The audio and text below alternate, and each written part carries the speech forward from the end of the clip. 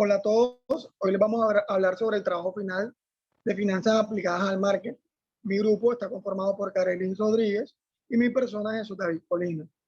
Bueno, en la interpretación del año del estado de situación financiera del año 1, podemos notar que el efectivo es del 6.1% de los activos totales, siendo un porcentaje no muy alto.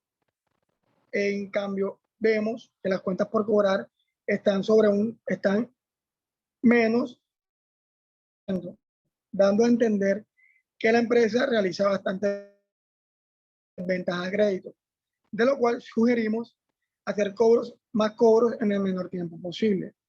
Por otra parte, notamos que el inventario de productos terminados y materia prima en tránsito maneja un porcentaje bajo sobre los activos totales, pero los inventarios de materia prima manejan un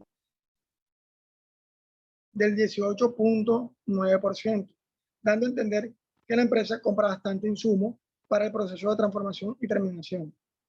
También notamos que los activos no corrientes, planta y equipo del 18.1%, dando a entender que cuenta con una buena estructura de equipos para llevar a cabo la operación de la empresa y cuenta con unas propiedades de inversión bajas de un 2.5% de su activo total. Por otra parte, también notamos que los pasivos corrientes de las obligaciones financieras tienen un porcentaje significativo de un 53.5%. ¿Esto qué quiere decir? Que la empresa tiene un apalancamiento con entidades financieras. Y por otra parte, también posee cuentas comerciales por pagar de 12% a personas no responsables del IVA y a personas responsables del IVA. La empresa cuenta con pasivos no corrientes. Las personas responsables del IVA, por otra parte, la empresa cuenta con los pasivos no corrientes. La empresa posee obligaciones financieras no corrientes de un 10.9%, dando a entender que puede trabajar con ese dinero en el menor corto plazo posible y pagarle a los bancos en un tiempo superior que le ayuda a tener una buena liquidez.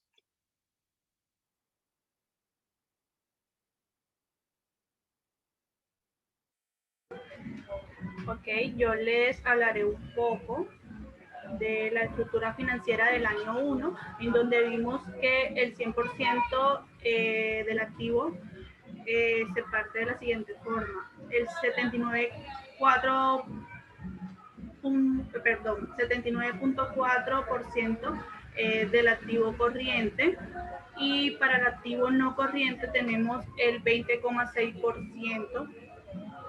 Y para el pasivo vemos que se obtuvo en total 89.6%, en donde 73.0% corresponde al pasivo corriente y el 16.6% al no corriente, lo cual vemos que al final el patrimonio es de 10.4%.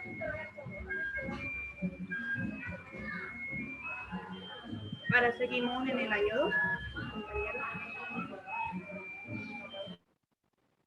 Bueno, en el año 2, sigamos con la estructura financiera, teniendo en cuenta los cálculos del análisis vertical, vemos que para el activo corriente tenemos un 77.7%, para activo no corriente un 22.3%, lo cual equivale asimismo. Para pasivo corriente se obtuvo el 81.4%, para pasivo no corriente el 1.8%, siendo esto el 83.2%. El total de pasivo, que es lo que debemos para patrimonio, tenemos de un total del 16.8%.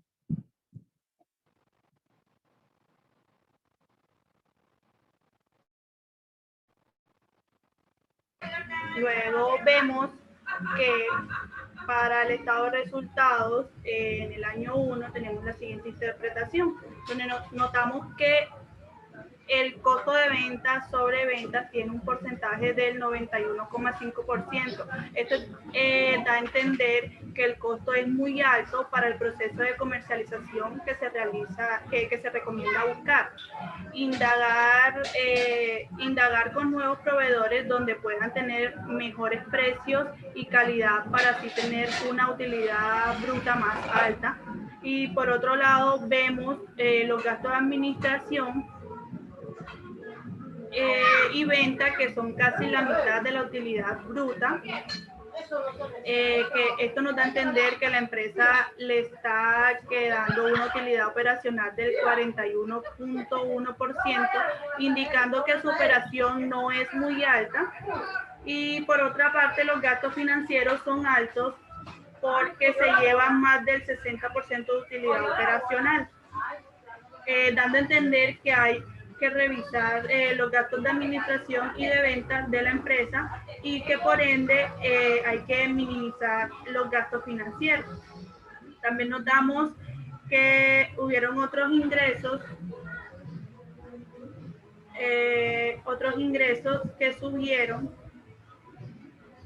un poco el resultado de la compañía, y que para finalizar notamos en el impuesto de renta el 0,3%, dejando una utilidad neta del 1,7%, lo cual es una cifra que es de preocupar para una empresa, ya que deben realizar sus costos y sus gastos administrativos y de venta para así poder tener un futuro, en el futuro, resultados significativos para la empresa. Bueno, a continuación contamos con unos índices de rendimiento, como lo es margen bruto, de un 7,8%, que por cada peso que la compañía vende en el año, pues genera una utilidad bruta del 7,8%, después de descontar el costo de venta. Contamos con un margen operacional del 3,9%. Quiere decir que por cada peso que la compañía vende en el año, genera una utilidad operacional del 3,9%, después de descontar los gastos de administración y de ventas. Contamos con un margen bruto del 0,2%, que quiere decir que por cada peso que la compañía vende, genera una utilidad o un margen neto del 0,2% después de descontar los gastos financieros y los impuestos de renta. Contamos con una rentabilidad del patrimonio del 3,0%. Se detalla por cada peso que los accionistas tienen invertido en el patrimonio. Se genera una rentabilidad del 3,0%. Y por último, una rentabilidad del activo total. Notamos que una rentabilidad del activo total del 0,6%.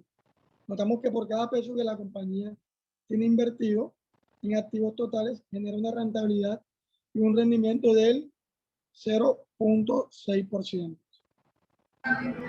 Ok, por último, en el punto de equilibrio del año 1, vemos acá detallado las ventas, los costos variables, el margen de contribución, el porcentaje y los costos fijos que nos da.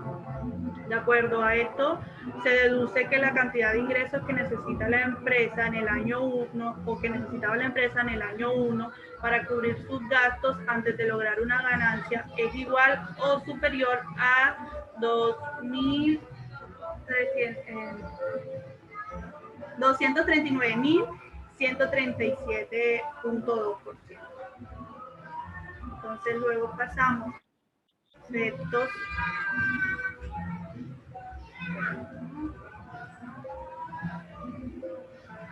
sabemos.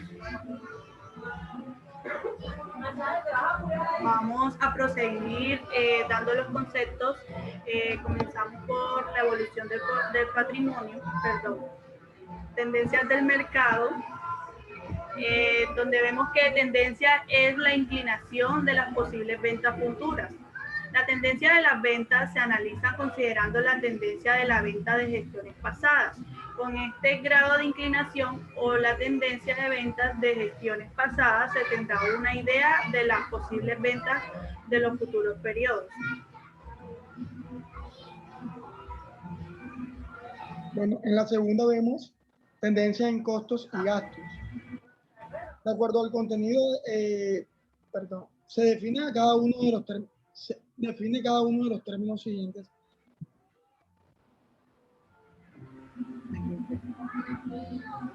Ok, puedes seguir con la pantalla.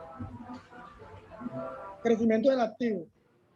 En la mayoría de las empresas, los activos fijos crecen lentamente a medida que aumenta la capacidad de producción y se reemplazan los equipos antiguos, pero los activos circulantes fluctúan en el corto plazo, según el nivel de producción comprobado con el nivel de ventas. Ok.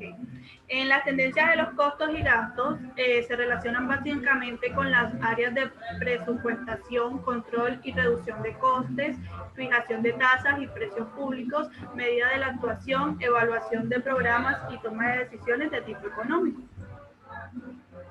Y por último, En la evolución el siguiente, en la evolución del patrimonio, en contabilidad, el estado de evolución de patrimonio neto es el estado que suministra información acerca de la cuantía del patrimonio neto de un ente y de cómo este varía a lo largo del ejercicio contable como consecuencia de transacciones con los propietarios, aportes, retiros y dividendos con los accionistas.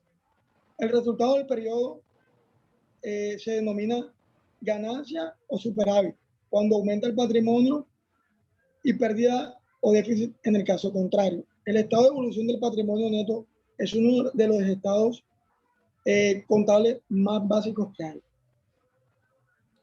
Bueno, eso fue todo. Muchas gracias. Despídete, compañero. Chao, gracias.